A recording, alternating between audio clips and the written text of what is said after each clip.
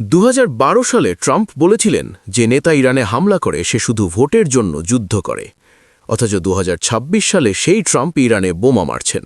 ২০১২ সালে Trump tweet করেছিলেন ওবামার ক্ষমতা পড়ে যাচ্ছে, সে তার ক্ষমতা টিকিয়ে রাখতে ইরান ও লিবিয়ায় হামলা করবে, কিন্তু সেই ওবামা হামলা করেননি।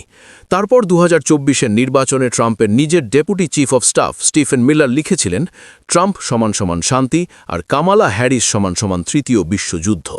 নির্বাচন জিতলেন শান্তির প্রতিশ্রুতি দিয়ে, কিন্তু সে তার প্রতিশ্রুতি রাখতে ব্যর্থ। ট্রাম্প হঠাৎ দাবি করছেন ইরান এখনও পারমাণবিক বোমা বানাচ্ছে, কিন্তু গত জুনে তিনি নিজেই বলেছিলেন ইরানের পারমাণবিক কর্মসূচি সম্পূর্ণ ধ্বংস হয়ে গেছে। তাহলে এখন হামলার কারণ কি? যুক্তরাষ্ট্রের ভাইস প্রেসিডেন্ট জেডি ভ্যান্স বললেন, আমরা ইরানের বিরুদ্ধে না, শুধু পারমাণবিক কর্মসূচির বিরুদ্ধে।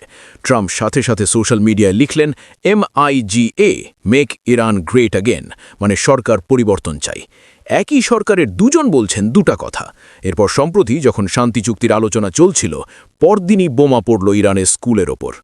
২০১২ সালে ট্রাম্প বলেছিলেন ইরানে হামলা মানে ভোটের রাজনীতি। ২০২৪ সালে বললেন আমি শান্তির প্রার্থী।